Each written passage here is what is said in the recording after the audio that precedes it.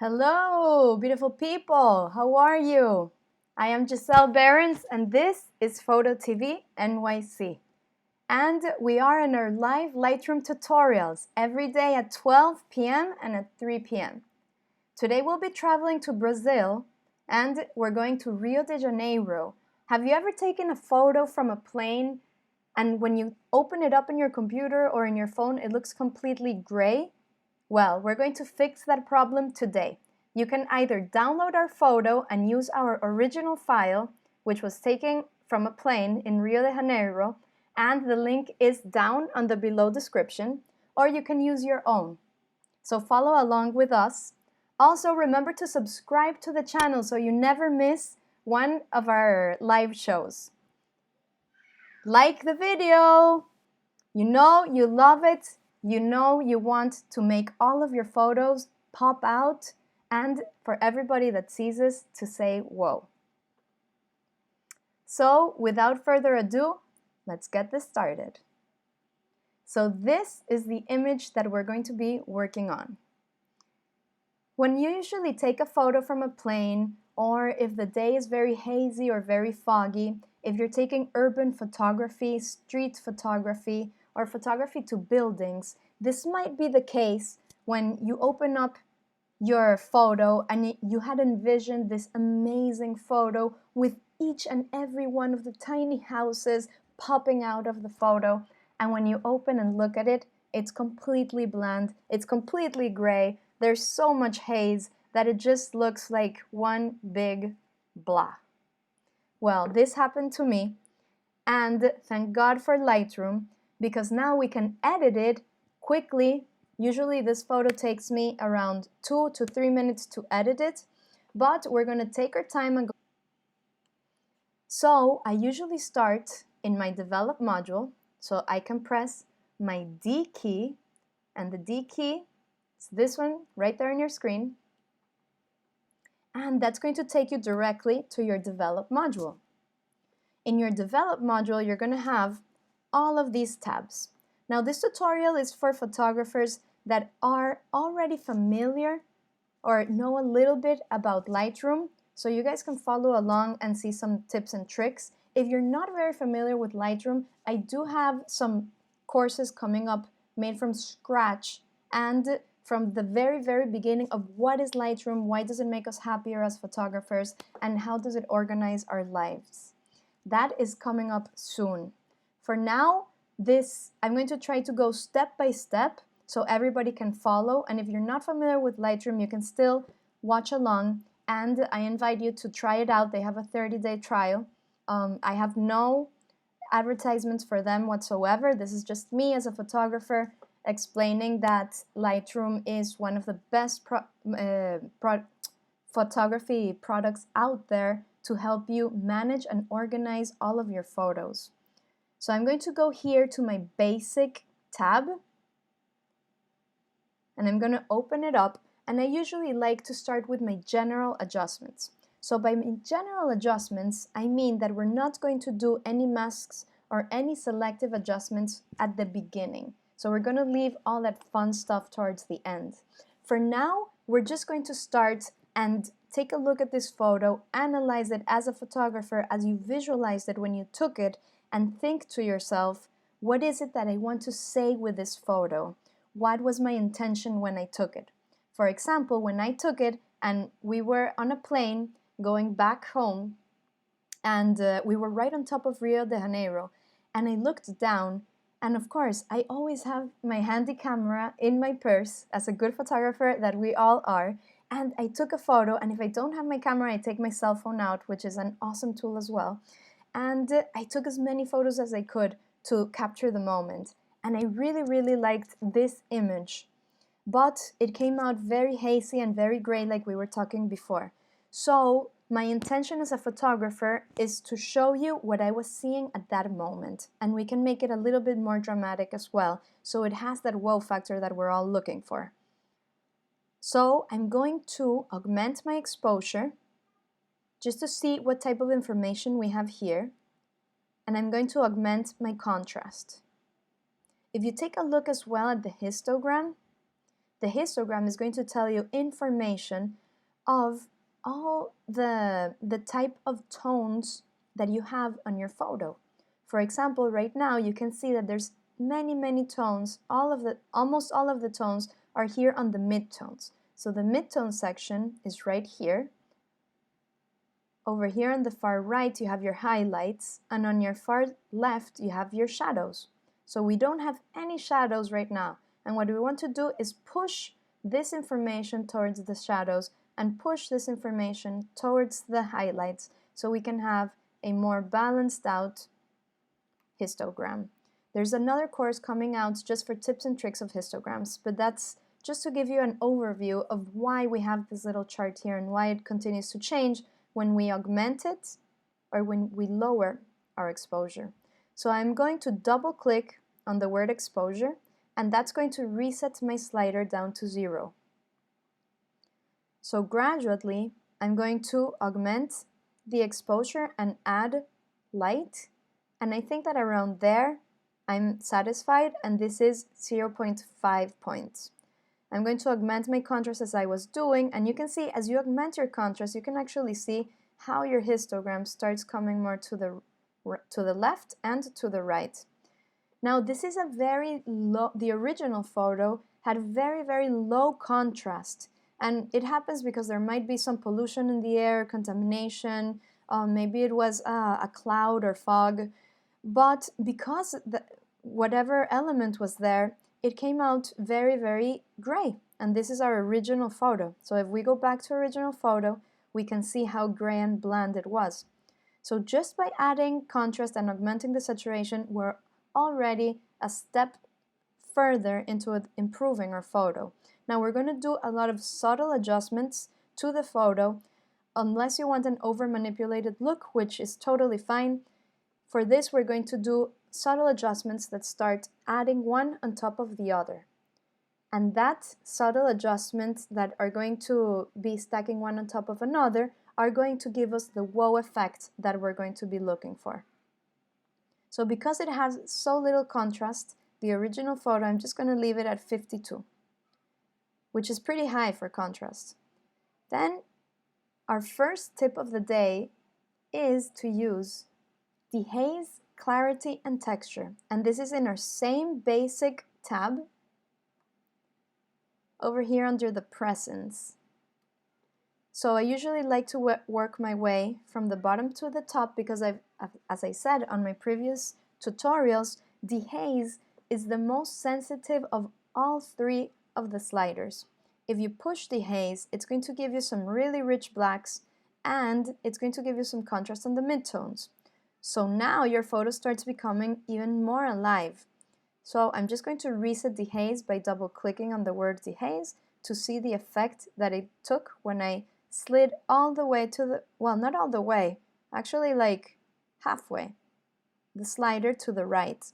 What happens if I slide it all the way to the right? My shadows start becoming blocky, and they start losing detail of the leaves. So if we go and we zoom in, right now I'm zoomed in at 8:1. I'm going to zoom out a little bit. Now I'm 4:1. I can see that where there's more shadow, the leaves have started to get lost in the blacks. So I don't want to do the dehaze all the way. I'm just going to go around halfway, and then this way I'm going to maintain my details. Because when you maintain your details, then you're going to have more information for the viewer to look at and to appreciate in your photo and in the story that you're telling through the photo. Now that we're happy with our dehaze, we're going to go to clarity. And for clarity, I like to zoom in to 100% when I am fixing the clarity, because that's going to let me see better how the adjustments that the clarity is affecting the image. So I'm going to press my hotkey Z, which is the one that just popped up on your screen. So in Lightroom, Z for zoom. Because I was before at 4:1, it automatically came 4:1. But I can click on 1:1 and it's going to take me to 1:1. Usually you want to edit your photo with these details at 1:1 because then you can see how it's going to be printed out, unless of course you blow it up larger than the size than the original photo, and then you're going to start seeing a little bit more of the details. But for now, 1:1 is okay. And I'm going to start sliding the clarity slider to the right to augment the effect. When you slide it slowly, it's difficult to see the effects that it's having, but you can always reset it by double-clicking on the word clarity and see the before and after. Don't blink because these effects and these adjustments are all very subtle. Now, if you want to see what the clarity does, you can go all the way to the right and you can start seeing that the midtones really start popping out, and even the darker tones and the shadows are affected. So clarity, I like to use just a little bit of it for this photo because it was extremely gray. You can go over 40. Usually the adjustments of clarity is around 10 to 19 on a well-exposed photo. But again, because this photo was so gray, there's space and there's flexibility for the photo to be adjusted and for the clarity to have a stronger effect. Now we're going to go to texture, which is the last of the tips.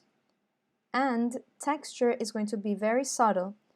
So take a look at the windows and the buildings, and you're going to start seeing how sharp they become. If you don't see it right away, you can also zoom in. And again, these subtle adjustments are what are going to make the difference between a photo that has the wow factor and a photo that is just quickly dismissed. So you definitely want to have that wow factor in yours, right? So I'm going to reset the texture so you can see what effect it's having. This is the most subtle of all the three effects, but it makes such a difference that people are going to know that the photo was processed very cleanly and in a very professional manner, that as a photographer, you always want to be seen as a professional. So then you zoom back and we can start comparing our before, which was a completely gray photo, to our after.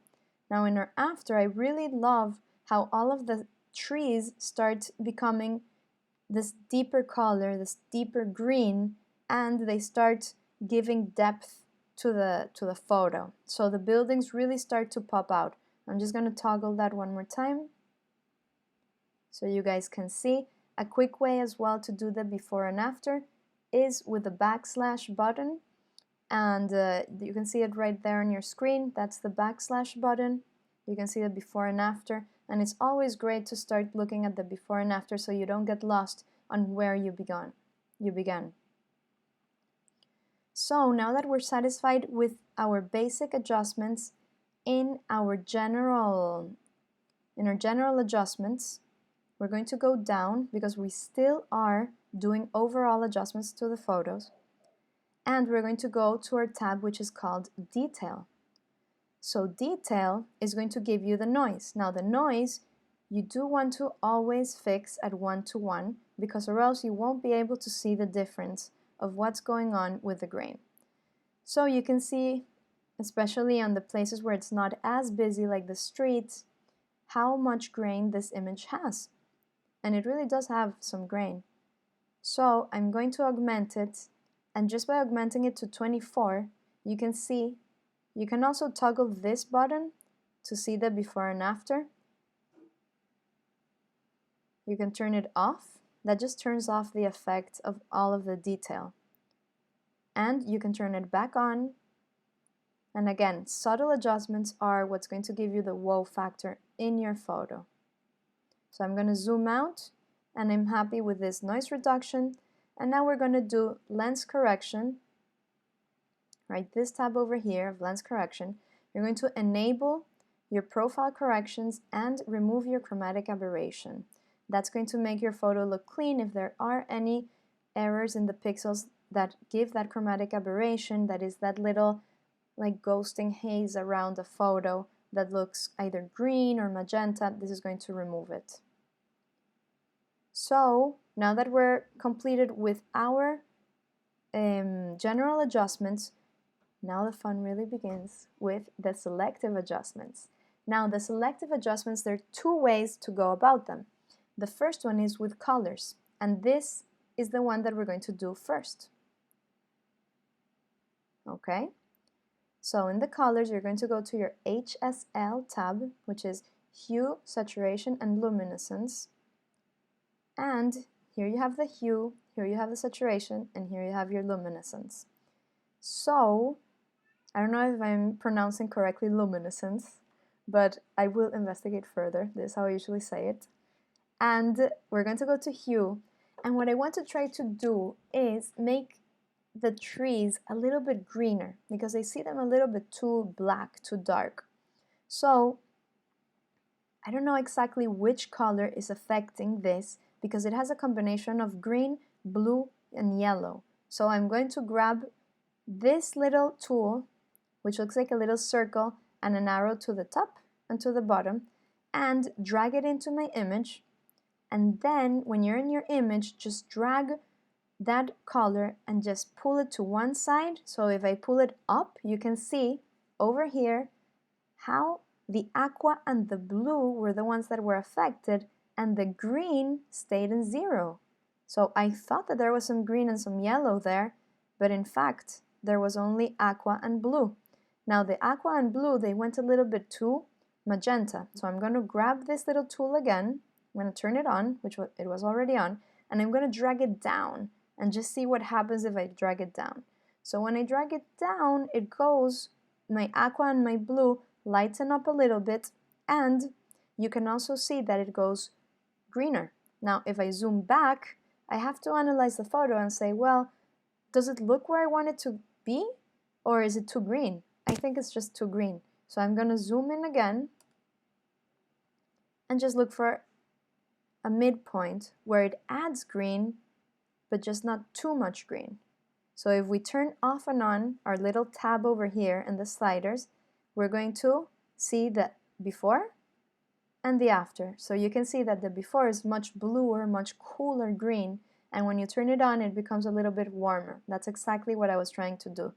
So thank you, Hue, for that. Now I'm going to jump to luminescence, and I'm going to make sure that this is still on. It is on because you can see that it goes a little bit wider, and I'm going to drag the same area and go higher up and see what happens, and lower down. So if I go down, this is dragging, leaving your mouse button pressed. You can go up and it becomes lighter, you can go down. Now for me, the image is just a little bit too cropped in and I really can't see the overall effect. So I'm going to zoom out, I'm going to reset the luminescence, which is over here, by double clicking on the word luminescence, and all of the sliders are going to reset.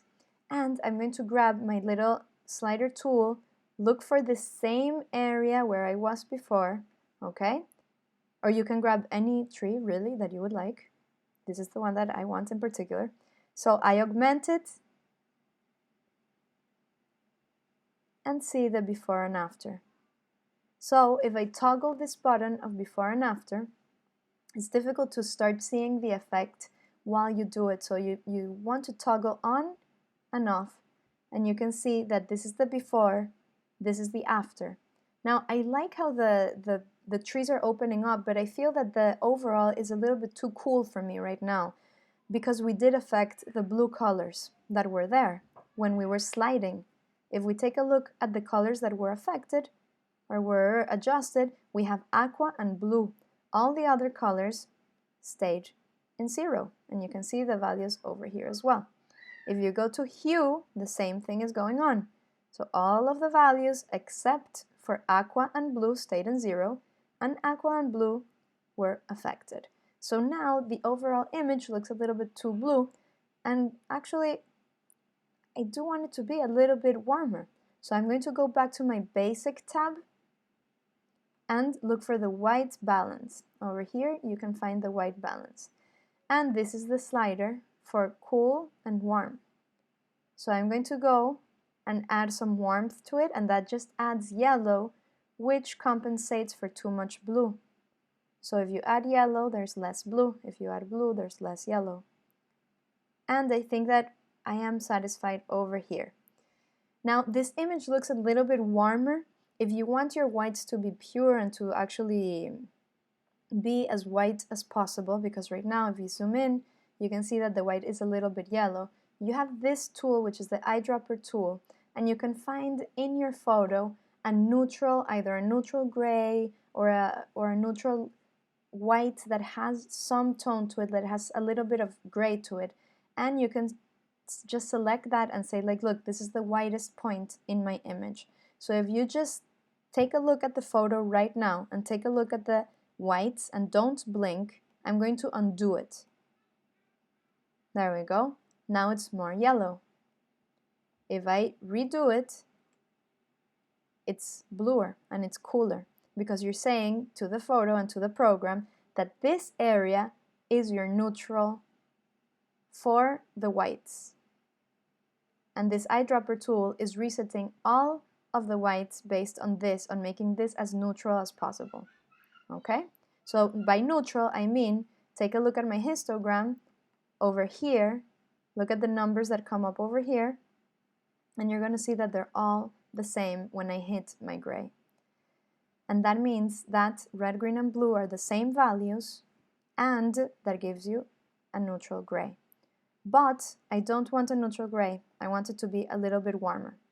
So I'm going to go here and I'm just going to augment my yellows again in my white balance, because I want to give that warmth effect. So if you look over here, now you're going to have less blue. Look at the numbers that are going, the effect is subtle, but it's there. They add up. Now I'm going to go back and you can take a look at the overall image. And although I'm very pleased with it, I do notice that if you take a real good look at it, the colors and the white balance is actually dividing in two. So you can think, well, yes, the photo is ready. But actually, if you take a look at the top part of the image versus the bottom part of the image, right now, the top part that I have here selected, let me show you like this area, okay? So if you take a look at that area, you're actually going to appreciate that the warmth is cooler. And by that, I mean that the white balance is cooler. There's less warmth. Now, on this area over here, your buildings are warmer, which means that they are more yellow, right? So what we want to do is that we want to balance out the top and the bottom and make them the same. And by that, we're going to use our hotkey M. Right there, it popped up on your screen. And the M is going to take us to our masks. So when you're in your mask, you want to double-click Effect just to make sure that all of the sliders are resetted. So that's exactly what I'm going to do. And I'm going to add a little bit of warmth, and we're going to add some warmth here only on the top. So if you can see, now the top is warmer and it looks closer to what the bottom looks like. So now it's a more balanced out composition. If you do want to continue to adjust the white balance overall, you can adjust it down on your basic, and you can close the mask tab by pressing M again, or just going down and selecting your basic tab over here. And now when you do all of the adjustments, it's all of the photo 100% is going to have the same white balance because of that mask that you placed on the top. So I'm just going to reset it and start it again, and I'm going to decide that it's going to be a little bit warmer as we did last time. And now I'm just going to take a look at the photo and have a feel for it and think, I still want some greens on the trees. So I'm going to go back down, and all of this experimenting you guys are free to do, because that's the beauty of Lightroom and of editing your photos. You can go back as many times as you want and Lightroom is a non-destructive process, which means that all of the information that you're actually adjusting on your photo doesn't affect the pixels. It's just like a layer on top of your pixels, so you can always go back to the original that you had. Rather than if you are editing in, for example, in Photoshop with no layers, you're going to start editing into the actual pixels, and that's a destructive process because you're going to start destroying your pixels and you won't be able to go back to them. And as a good photographer, that's what you want to try to avoid. So Lightroom lets you do all of the adjustments with a non-destructive process. Now I'm going to go here to my slider again. I'm on HSL and I'm on the Saturation tab, and I'm going to go and select the trees and just augment the saturation there. So they went a little bit more aqua and more blue, which is the color that they have. And then I'm going to go to Basic, go to Vibrance and Saturation, and I'm going to test out both of them and see what happens. So if I start with saturation, I want to see how it affects my colors. I really like how the orange, the yellows, and the blues start to pop up. So I'm going to reset it, take a look at the screen. So there you can see the the before, and the after. Now I'm going to reset saturation and just slide the vibrance all the way to the right. There's not much difference in this particular photo, and every photo is going to behave differently with the sliders. That's why it's so important to experiment with Lightroom exactly how the sliders are going to affect your photos, and that's part of the magic, because Lightroom is going to give some magic to the photo and give the wow effect that everybody's looking for to share their photos as best as they can and as close as they visualized this, as the photographer visualized it, to share it with the viewers. So in this particular one, there's not much difference between the saturation and the vibrance, so I'm just going to augment the saturation because I feel that maybe just slightly it gives me a little bit more blues over here, but it might be just my eyes. Now, because I augmented the saturation, the image went a little bit too warm, too yellow. So I'm going to go back up to my whites, to my white balance, and slide the slider to the blue to the left, just to neutralize it a little bit, and I think that there. Now I'm satisfied with my photo. So let's take a look at where we started. Who can believe that this photo and this photo is the same photo? Anybody can do it, everybody can do it. You just have to have the tools and the vision to do it, and you just have to understand as well that subtle adjustments add up to create the wow effect. It's not just one adjustment that you're going to be doing. It's a step of several small adjustments that you can add in order to get this wow effect. I mean, I just see this photo. It reminds me so much as when we were in Rio de Janeiro, and as well, I imagine it just printed huge on my living room in a very, very large scale, so we can see and take a look at each and every one of the buildings that is here, and just what's going on, what's the story of the people that live in here. And this is what a photographer wants to explore and wants to just feel.